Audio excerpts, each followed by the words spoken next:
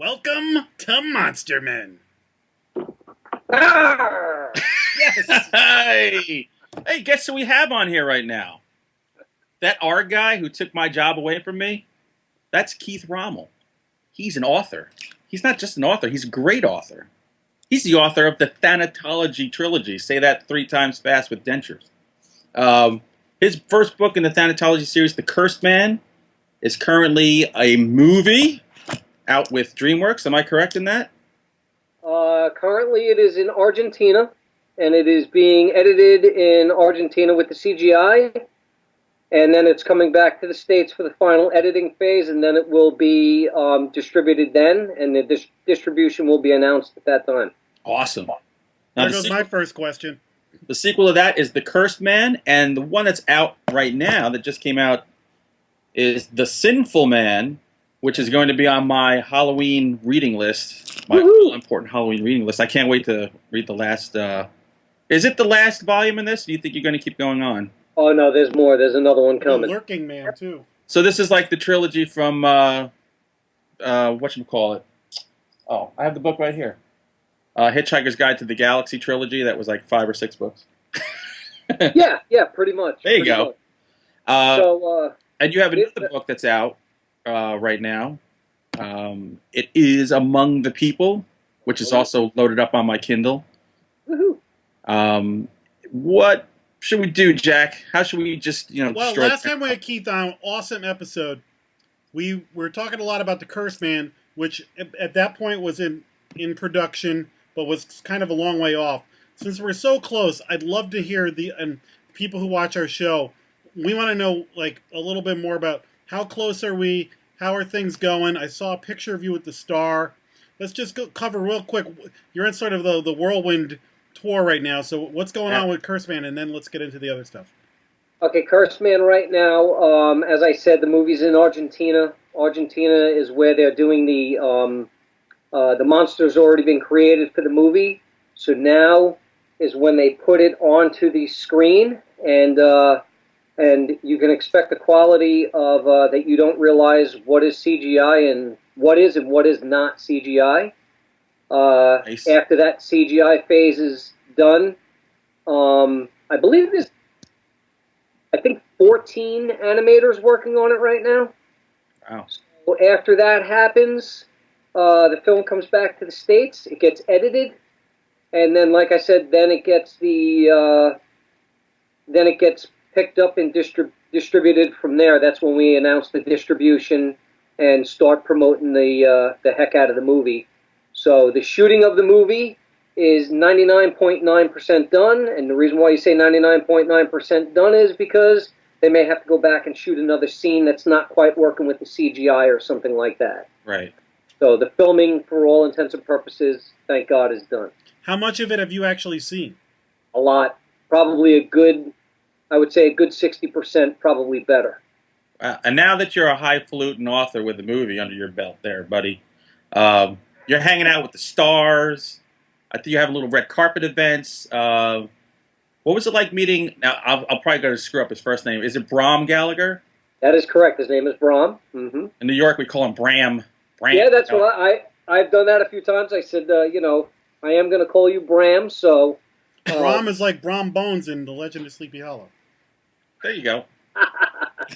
But cool dude, very cool dude, very very down to earth guy.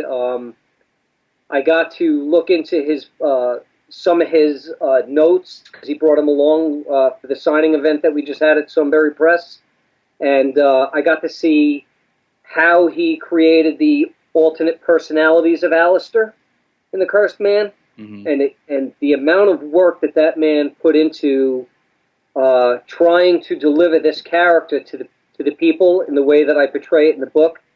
I'm absolutely dumbfounded and quite speechless. I mean, I couldn't believe the amount of work that this guy did, the homework that he did.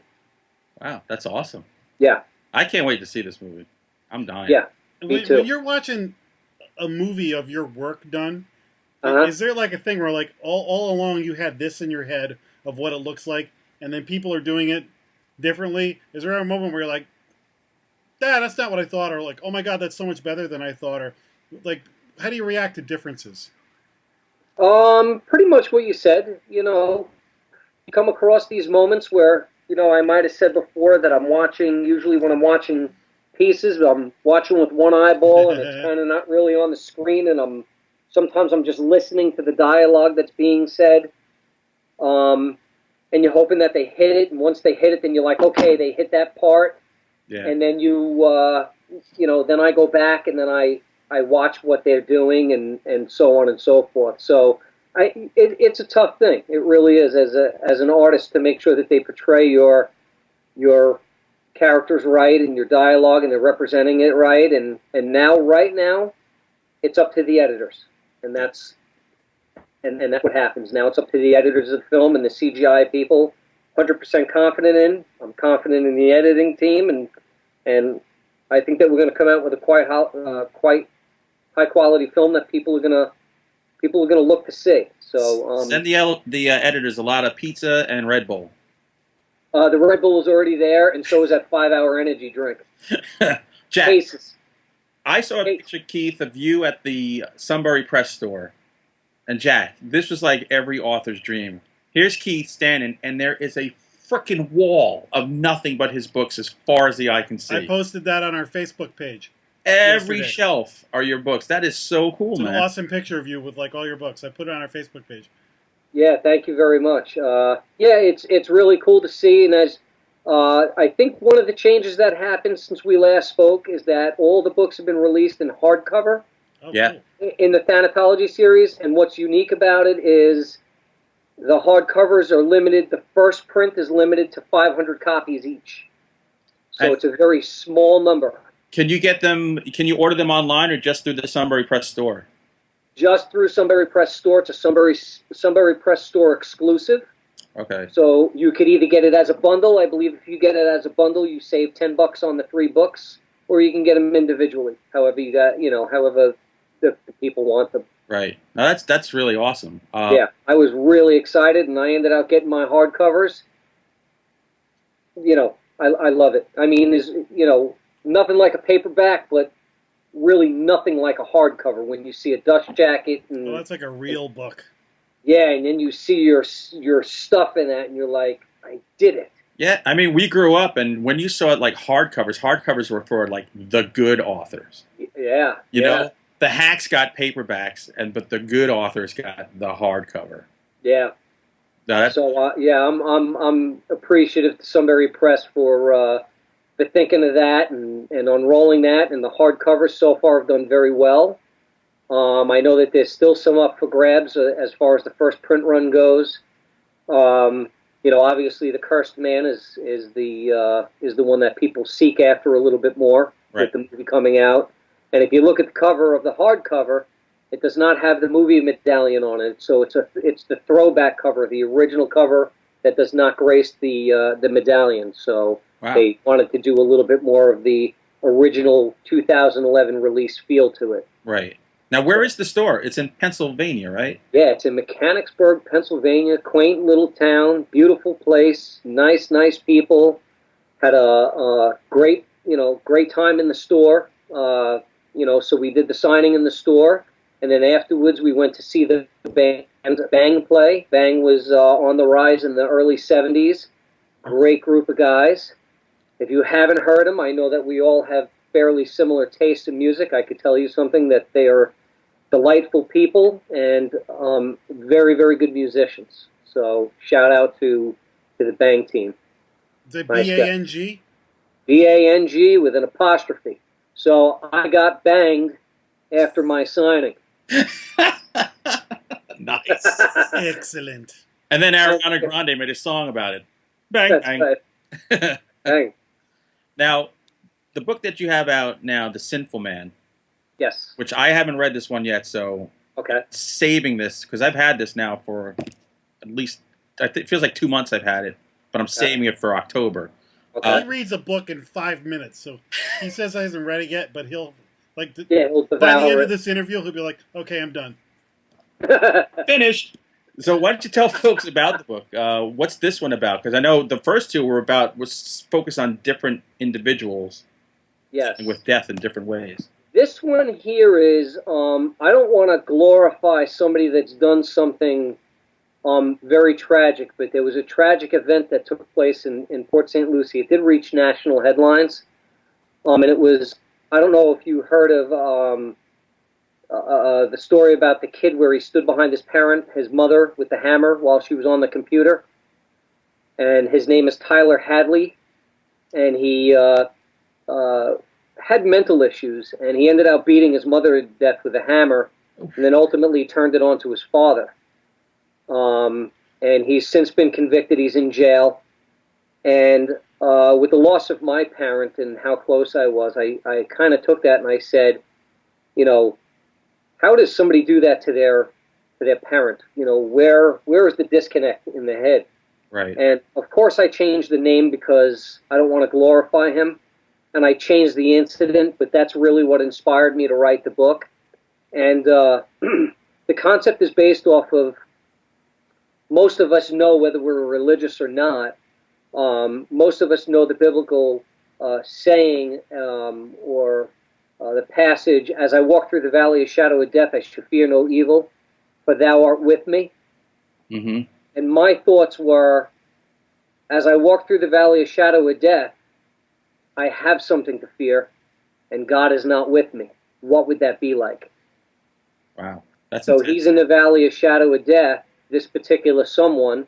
Again, I changed the circumstances and stuff, and I put him in the valley of death, and there's evil all around him, and his evil is his sins, hence the title, The Sinful Man, and he's got to face everything that he's done in his life.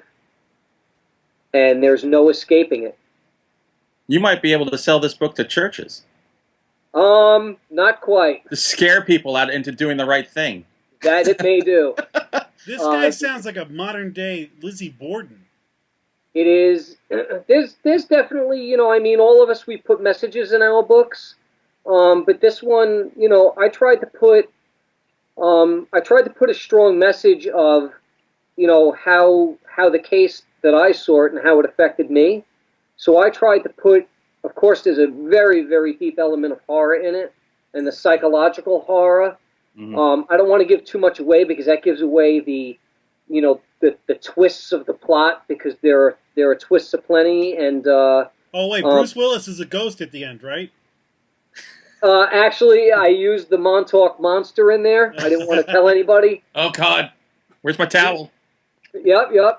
Looks like a pig-faced dog of some sort. I don't know. Arr, you know, I will tell you. You telling me what the book is about makes me really want to crack it open tonight. I went to a all-boys Catholic academy in the Bronx in the mid-'80s. And when I was a freshman, we had to take public transportation, so we took the bus from the Bronx over to where I live. And, you know, the same 10 guys, we would always get off the bus stop and, you know, walk and together, and then people would just, you know, go off their separate ways.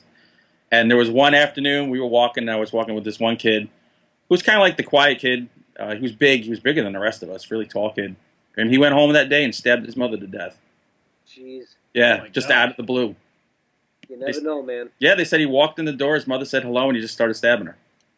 What the heck is it? That's what I'm saying, like the brain, and just, like, what's the conditions in which somebody snaps to do that? You know, I mean, it's crazy. I mean, there are people that are driven to it sometimes, but then the people who, there's nothing that you could see.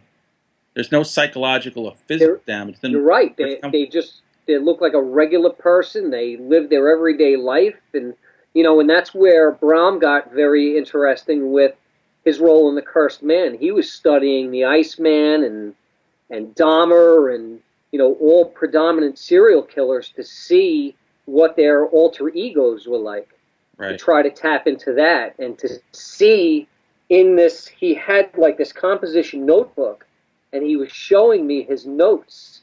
And it's absolutely amazing to see his thoughts on about the way that the character is portrayed and grows throughout the story, and to see how an actor takes that and brings it to life on screen.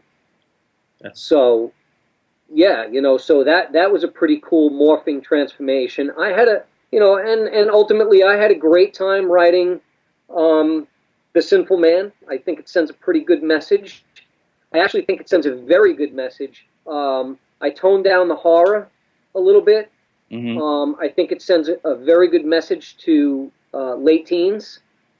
So it's for late teens to adults. I wouldn't probably go past that because of some of the violent content in it. But it's not anything over the top, and but the message is very, very strong.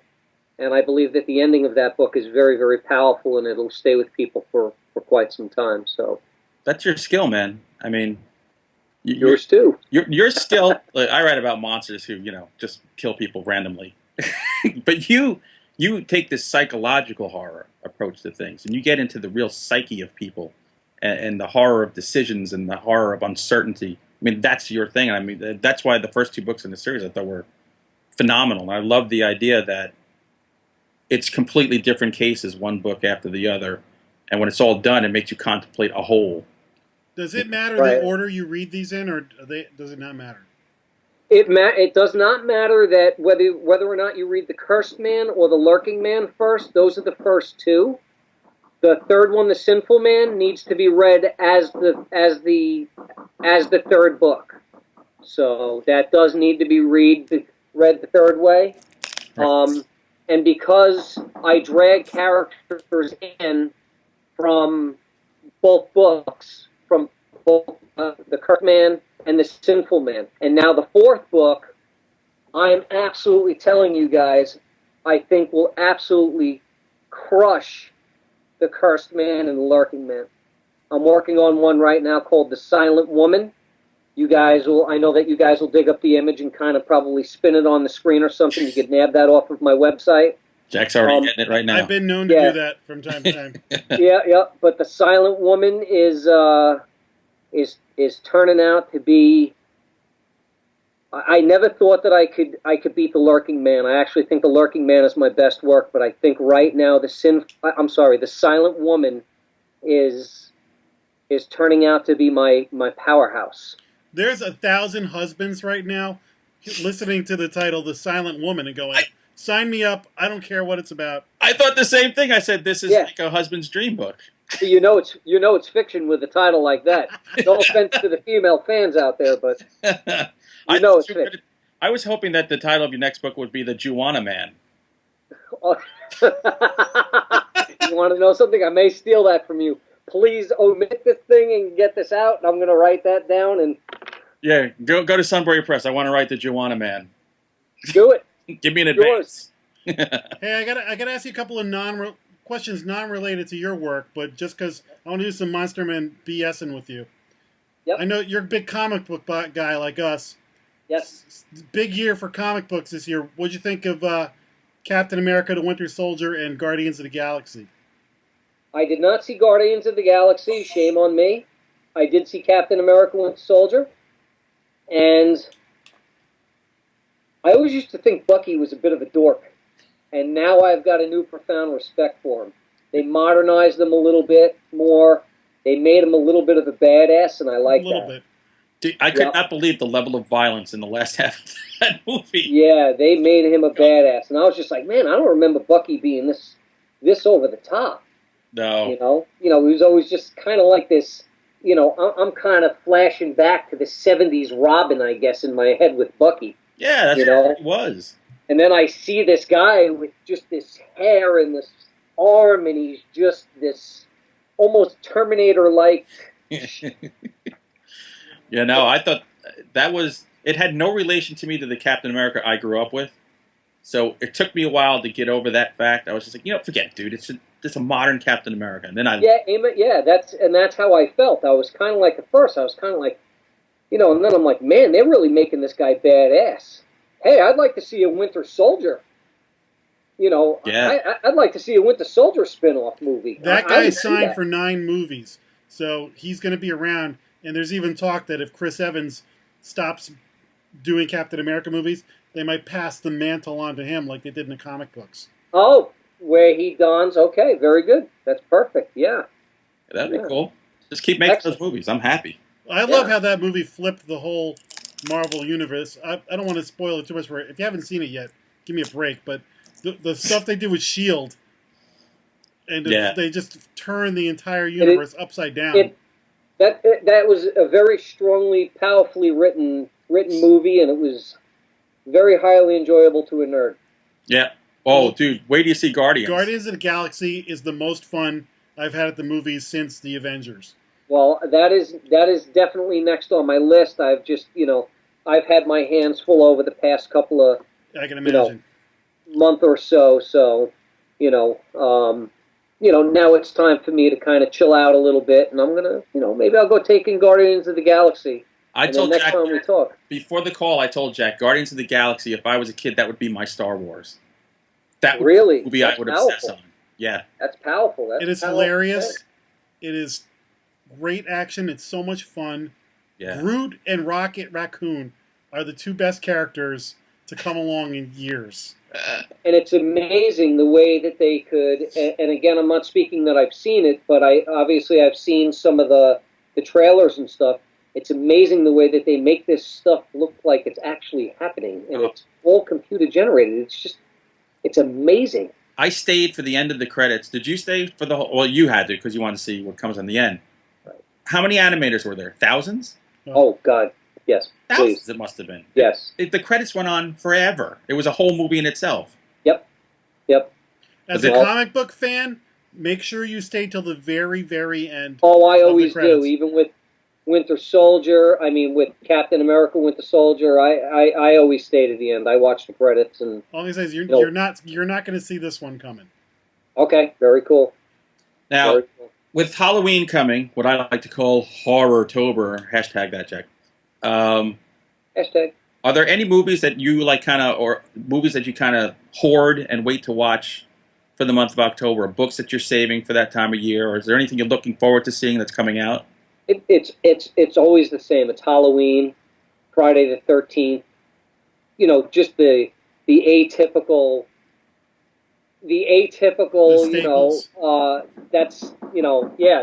That's what I need. So guy of the '80s, enjoying reliving everything. You know what I always watch in October? I always watch The Night Stalker, and I always watch Salem's Lot. Ah. I have both DVDs, and I always find that, that Sunday morning, I'll be like, I got to watch a little Kolchak. Yeah. It's like my once a year. It's like watching March of the Wooden Soldiers on Thanksgiving. In October, I'll watch those two movies. Right. Watch March of the Wooden Soldiers. What about you, Hunter? What are you watching? What are you doing? I watch, in the month of October, I watch at least one horror movie a day. And I keep track of it. And every day, I'll tweet out what I watched, and I rate it. I don't know if you're a fan of the old Mummy movie, but one of the things that raises the Mummy is 9 Tana leaves. Is one of the things that gets him going. I think it was in the second Mummy movie. You know what I want to do this October, and Keith, you can get in on this. We've got our Monster Man website that we post our episodes on, but we don't do too much other stuff with it. What I was thinking for this October was us two, but then I was thinking of inviting some of the other guys, or sort of our Monster Men family, like you and John Jantz and Moreland and some of those guys, is just have everybody, they could send us just like a 2-3 sentence review of anything you watch in October that's horror related. Oh, and that we'll would just be post awesome. them on our site, and then people can have a reference, whether it's something you rewatched and you want to be like, oh man, I just rewatched Halloween, it's the best damn movie. Or you watch something new, you're like, I just watched Oculus, and I want to poke my own eyes out, whatever. My oculi. Oculi. You know what? The one movie that I have to make sure that I watch every October is The Funhouse. Funhouse. It's a Tobe Hooper movie, and it's, I think it's 1980, 82, and it's set in a funhouse with these 4 kids getting a funhouse, and there's the Carnival Barker's son is a deformed freak who wears a mask and stuff. To me, it's the ultimate horror flick from the 80s. I love that movie. You know what movie that I saw fairly recently was Mama? Did you guys see that? I'm saving that for October. I have a DVR. That is a damn good movie. It's those little girls are phenomenal. That is good. I enjoyed that. Do you have Netflix? I do not. Okay, because on Netflix, they have Night of the Demons from the 80s.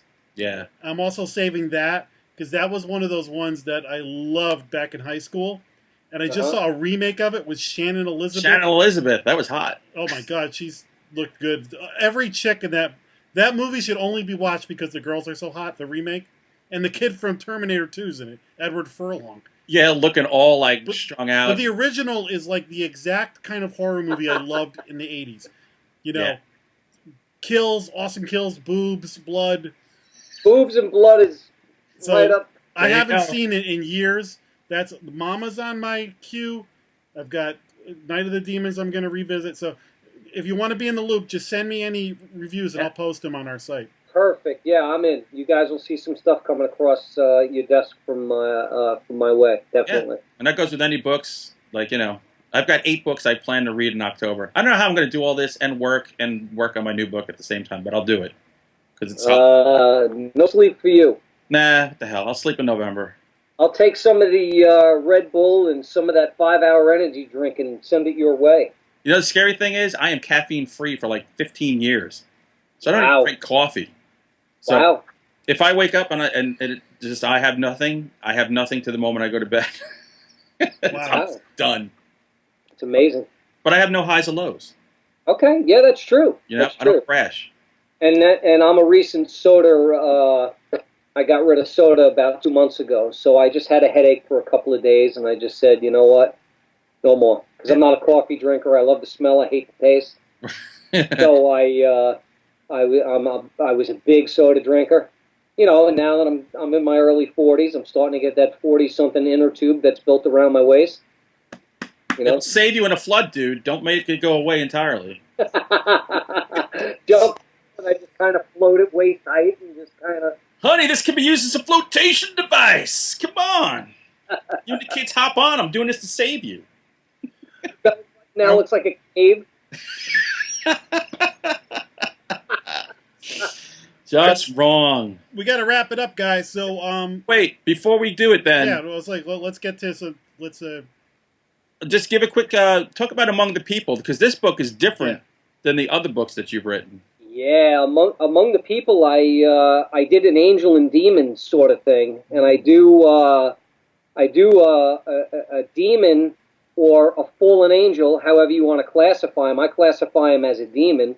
He falls with Satan on the day that they confront God. I actually show this confrontation with the people or the angels in heaven that are not happy with God's rule, and then I have the ones that are on God's side, and I have the clash inside the book, and ultimately God just chucks them, and it's just raining angels, and they make their. What's that? Hallelujah, raining men. Hallelujah! Look at the angels. Tear off the roof and stay in bed. And to kind of condense this story a little bit, it's, you know, fast forward, and hell's plan is exactly what most people believe, and that is to corrupt the human soul and to make us do things to keep us out of heaven. And ultimately, there's an angel in this mix that's part of the elite of the fallen angels, and he's very close to Satan, and he ends up finding a secret out about hell that's so powerful and so bad that he doesn't even want to be a part of it. So he ultimately hides among the people to try to find his way back to heaven. But the problem with that is, it is said once an angel falls from heaven, they can never return. Right. So he's trying to gain the attention back while he's hiding among the people.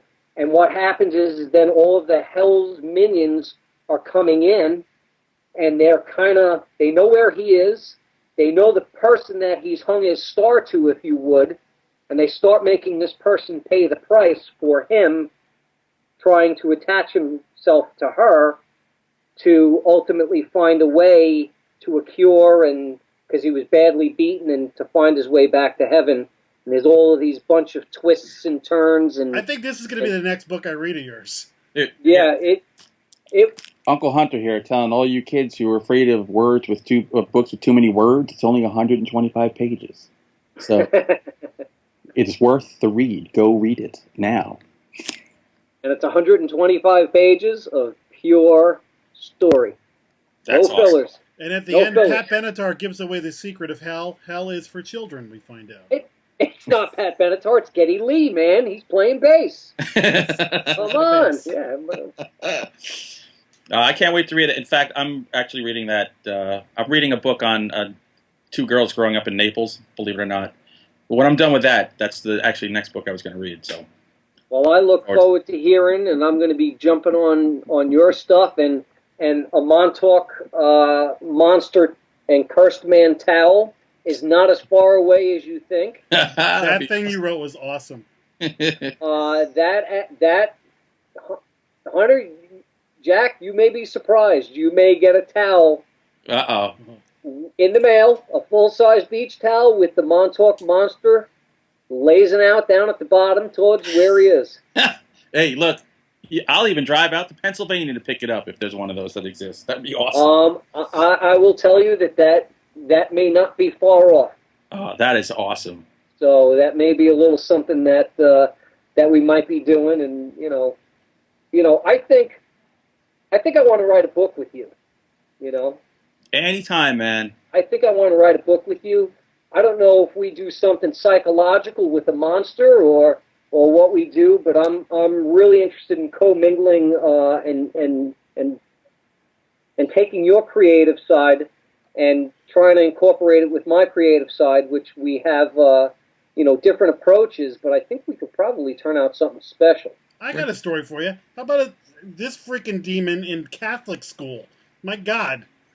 Hey, that's how you know about demons and angels and all that stuff. You have to be exposed to it. That's right. You've got to be exposed. Looking at those hot, saucy nuns all day. Yeah, darn right. Sister Veronica, bring your 90-year-old self over here. That's You right. can't Bring lie your to a wrinkly self. nun. We gotta go see the penguin. Yeah, exactly. Shit. Ow. Jake. Ow. Damn. Hey, you allowed to curse on this thing? I just heard somebody say shit. I think that was Don't come back till you've redeemed yourself. Sinner. Floats out. Sinner. That is awesome. All right, man. It was awesome having you on. We love having you on here, man. Yeah, we'll have you back real soon. Yeah, I love being on with you guys, and I consider you guys to be at this point good friends, and I always appreciate talking to you guys, and I'm very, very happy with your success with the Montauk Monster. Hey, and you with your books, man. All three of them, and the movie. I'm just starstruck around you, brother. I'm writing for Dark Dossier magazine. That's right. Dark Dossier. Jack Campisi. It's all here. Oh, awesome. Yeah. So we're all in the world now. Yeah. Bit to scare the people as much as we can. Amen to that. We need to scare the hell out of people. As if ISIS isn't doing it enough, we need to do it a little bit more. Exactly. We need fake scares. All right, well, let's wrap this one up then, and we'll see you soon, Keith. Hunter, yep. See you next time on Monster Men.